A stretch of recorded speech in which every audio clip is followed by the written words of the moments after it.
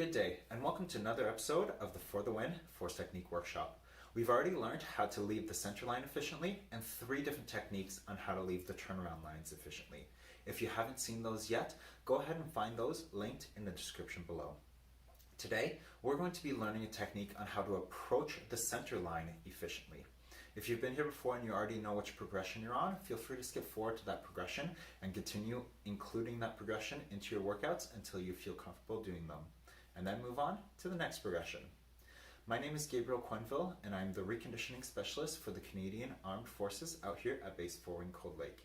And I'm a clinical exercise physiologist certified through the Canadian Society of Exercise Physiology.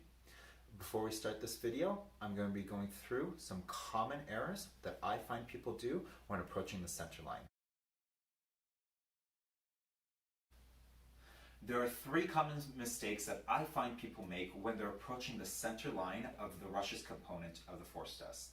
The first one is that people don't take into consideration the protocol, which states that your hands and shoulders must be on or behind the line, and your body must be perpendicular to the line when you're doing your hand release. With that information, we know that the next direction that we're going to be going is forward. So let's make sure that we're definitely on that line and nowhere behind the line. If we're throwing our body back to then get up and start running forward again, we're adding distance to the overall distance that we want to cover. So as we come down onto the floor here, this is my imaginary line, the edge of my yoga mat. I'm going to place my hands on that line, my shoulders are on that line as I do my hand release.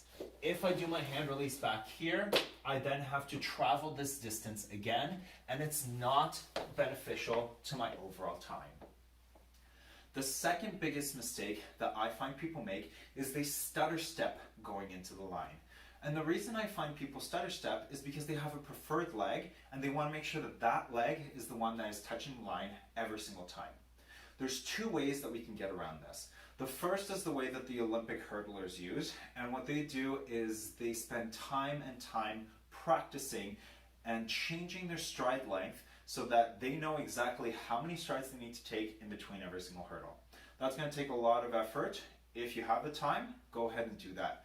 But my personal recommendation and the method that I use is to just get comfortable using your preferred leg and your non-preferred leg touching that line and practicing with both of those legs.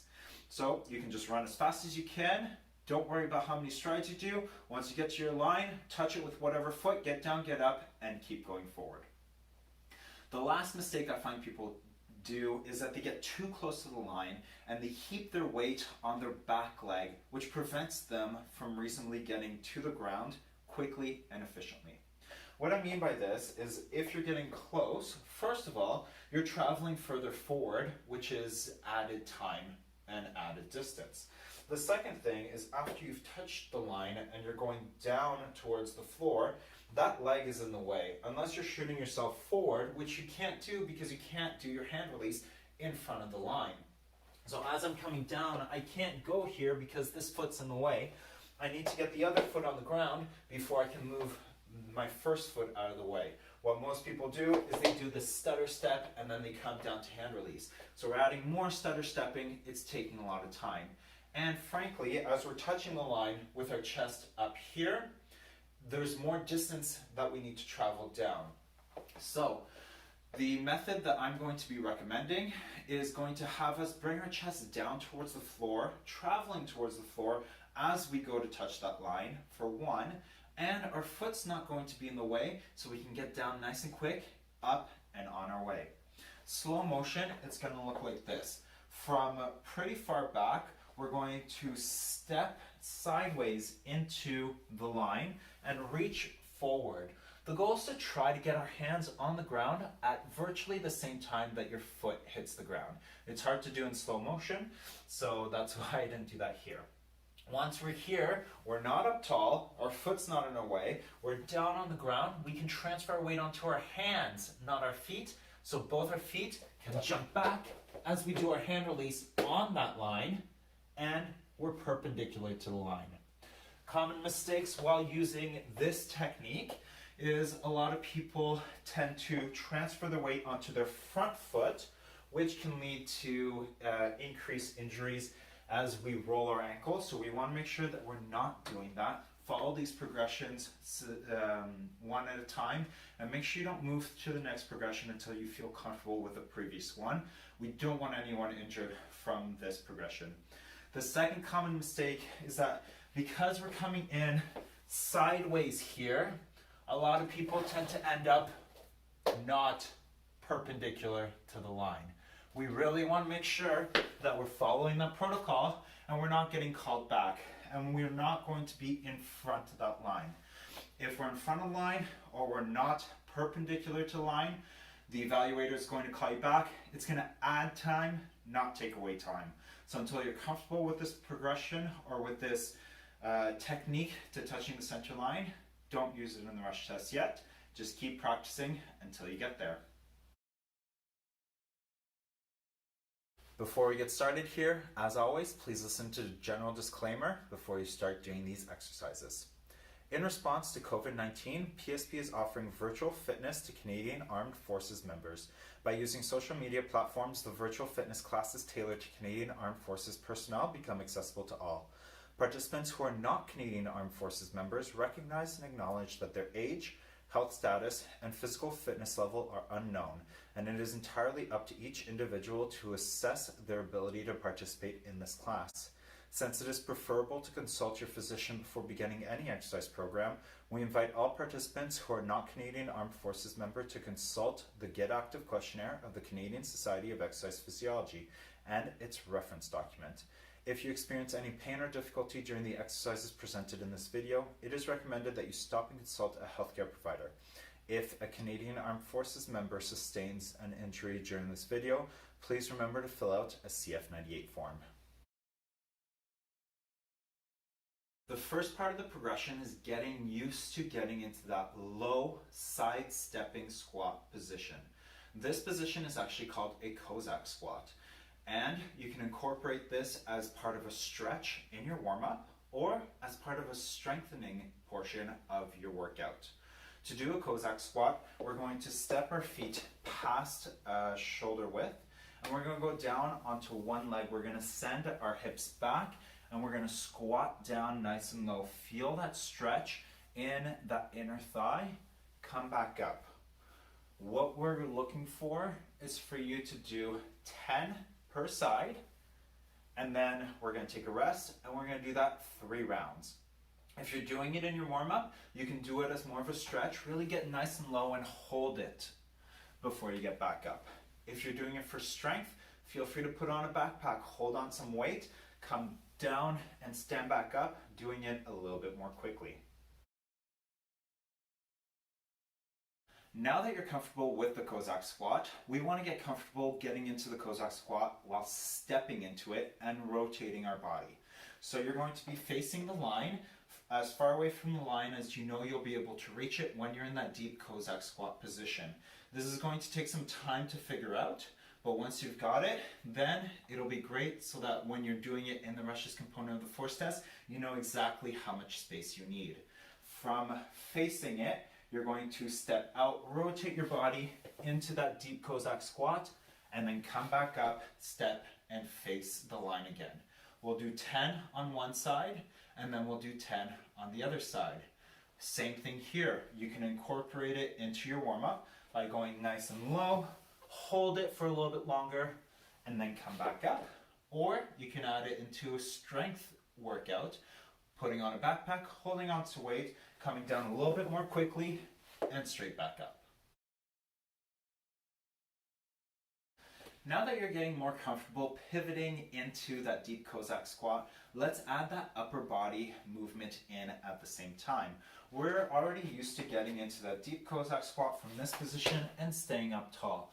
That's all nice and great, but as you saw at the beginning of the video, this movement requires you to reach down towards the front foot so that you can do your hand release on the line.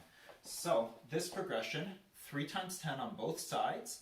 Take a rest in between your 20 reps. You're going to step in nice and tall, and then you're going to reach down towards the ground. Come back up and stand back tall. Do it again. As you get more comfortable with this progression, I want you to do it in one fluid motion. So your chest is coming down as you're sending your foot towards the line. It looks a little bit like this. We're stepping in, reach, and then back up, standing tall. This is progression 3A and 3B. Once you're comfortable with progression 3B, feel free to move on to progression number 4. Now that you're getting more comfortable with the distance required for you to get into that deep Cossack squat and getting your hands nice and low towards the ground, we're going to add a little bit of movement on the front end, and we're going to finish off the entire movement getting into that perpendicular position to the line and doing our hand release. Remember from the first 3 videos, every single time we do our hand release, we need to have a nice engaged core, glute, and quads, and we're moving with just our scapular muscles. We're not arching our upper back. If you haven't checked those videos, check them out. Work on those progressions before you work on this one. For progression number 4, we're going to step pretty far back from the line. We're going to walk towards the line. When we get to where we're ready to do our pivot, come down and pivot, touch the line. We should already be comfortable doing this in one movement. And then pause. Once you're here, then jump your feet back, hand release, everything's engaged. We're going to do same thing, 3 times 10 on both sides, taking a rest. You can incorporate this into your warm-up or into any workout that you're doing. For this progression, we're going to be adding speed and reducing the amount of repetitions that we do. We're going to go down to 10 repetitions because we're now going to be running into this movement. As we add more speed, it becomes more complex and more difficult. If you're starting to notice that you're coming in and really going into that front leg like this, and you're increasing your risk of just twisting that ankle and injuring yourself, take a step back, go back to the previous progression, and keep working on it until you can start adding in the run. Remember, this progression is a run, not a maximal sprint. The sprint will be later on in these progressions. What we're looking for here is for you to try to get both those legs comfortable getting into this progression. However, I know that running in, you really have no choice. Whatever leg goes down is the leg that's going down. Try your best to start at various distances, or maybe start your run with your right leg forward, start your next run with your left leg forward, so that hopefully you can be going down with both your legs. 3 times 10 here. If you're comfortable doing this as part of your warm-up, because you're just running, you're not sprinting, that might be appropriate for you.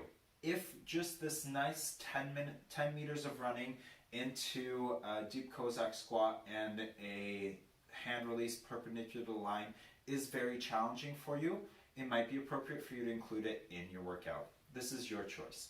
How it's going to look, you're going to run in, come touch, come down, hand release, on the line, everything's engaged.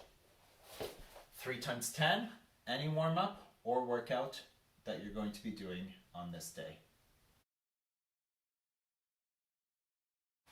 If you're here, you're comfortable running into a deep Cossack squat and then going down into a hand release. What we're going to do now is do the whole thing in one movement while running, not yet sprinting. It's going to look a little bit like this. You're going to be a bit further back than I am, 5 to 10 meters back from line. Run, run, run, touch, hand release. On the line, when you hand release, make sure that your core, your glutes, and your quads are engaged. We're going to do 3 times 10 and try to vary which leg touches the line so you're comfortable no matter which leg is going in.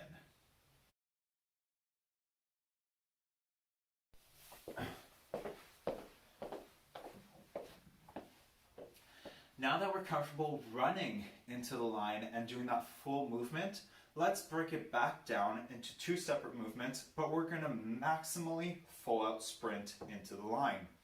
Going about 5 to 10 meters back, you're sprinting as fast as you can, come down and touch.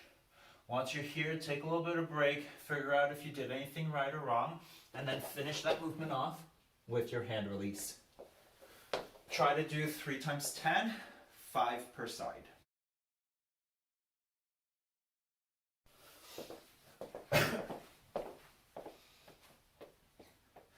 finally, the last part of this progression is just doing the whole thing from 10 meters back. You're going to be sprinting as fast as you can, coming in, touching that line, and doing a full hand release. When you're doing this, I strongly recommend that it's part of your workout and not part of your warm-up. We are sprinting maximally, so get a really good warm-up in before you do this. 3 times 10, it could be your entire workout, or you can do more stuff before or after you do this.